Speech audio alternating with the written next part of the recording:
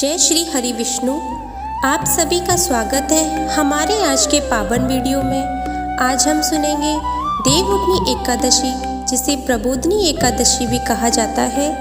एकादशी की पौराणिक कथा, इसका धार्मिक महत्व और इस दिन की व्रत विधि। यह कथा वैसी ही है जैसे पुराणों और एकादशी ग्रंथों में वर्णित है। तो चलिए भक्ति भाव से कथा आरंभ करते हैं। देवउठनी एकादशी व्रत कथा। पुराणों के अनुसार एक समय राजा बलि ने अपने यज्ञ और दान से तीनों लोकों पर अधिकार कर लिया था। इससे देवता बहुत चिंतित हो गए और भगवान विष्णु से सहायता मांगी। भगवान विष्णु ने वामन अवतार धारण किया। छोटे ब्राह्मण बालक के रूप में राजा बलि के द्वार पर पहुंचे। वामन जी ने राजा बलि से कहा, राजन, मुझे केवल 3 पग भूमि चाहिए। राजा बलि ने बड़ी प्रसन्नता से कहा, भगवान, जितनी भूमि चाहो उतनी दे दूंगा। तभी भगवान वामन ने अपना विराट रूप धारण किया। एक पग में पूरी पृथ्वी नाप ली, दूसरे पग में आकाश नाप लिया और तीसरे पग के लिए राजा बलि ने अपना सिर झुका दिया।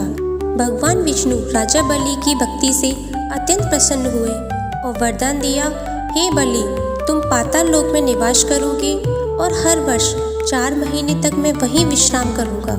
इसी के कारण आषाढ़ शुक्ल एकादशी से लेकर कार्तिक शुक्ल एकादशी तक भगवान विष्णु योग निद्रा में रहते हैं और जब कार्तिक शुक्ल एकादशी आती है तब भगवान विष्णु योग निद्रा से जागते हैं। इस दिन को ही देवउठनी एकादशी या प्रबोधिनी एकादशी कहा जाता है। देवउठनी संवाद। इसी दिन भक्ति प्रेम से कहते हैं, उठो देवा बैठो देवा, अंगुली हार थारो देवा, 4 मासे सोए देवा, अब जागो नारायण देवा। यह श्लोक बोलते हुए भगवान विष्णु की मूर्ति या तस्वीर के सामने दीपक जलाया जाता है। देवउठनी एकादशी की व्रत विधि जानते हैं। इस दिन प्रातःकाल स्नान करके स्वच्छ वस्त्र धारण करें। घर के पूजा स्थान को गंगा जल से शुद्ध करें। भगवान विष्णु की मूर्ति या चित्र के सामने दीपक, धूप, पुष्प और तुलसी पत्र अर्पित करें। ओम नमो भगवते वासुदेवाय मंत्र का जाप करें। दिन भर व्रत रखें। केवल फलाहार या जल ग्रहण करें। रात्रि में जागरण करें और भजन कीर्तन करें। अगले दिन द्वादशी को ब्राह्मण को भोजन कराकर दान देना चाहिए। इस दिन क्या नहीं करना चाहिए ये जानते हैं। इस दिन झूठ बोलना, परनिंदा, मांसाहार या नशा करना वर्जित है। कपड़े धोना, बाल कटवाना या किसी से झगड़ा करना भी अशुभ माना गया है। रात्रि में नींद लेने की बजाय भजन या कथा श्रवण करें। तुलसी विवाह का महत्व जानते हैं।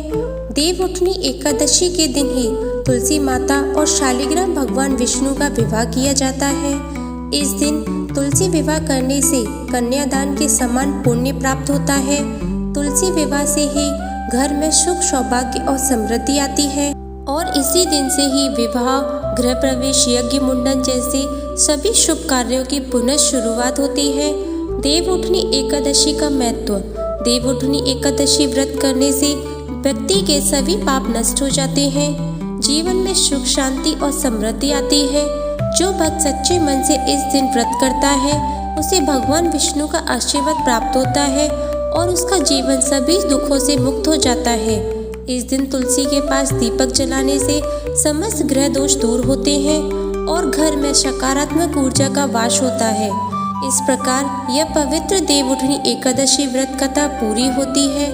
भगवान विष्णु का यह दिन हमारे जीवन में सौभाग्य, समृद्धि और भक्ति का प्रतीक है। जय श्री हरि विष्णु, जय तुलसी माता। अगर आपको यह कथा और जानकारी अच्छी लगी हो तो वीडियो को लाइक, शेयर और सब्सक्राइब ज़रूर करें ताकि ऐसे ही पवित्र कथाएं और धार्मिक ज्ञान आप तक पहुंचता रहे।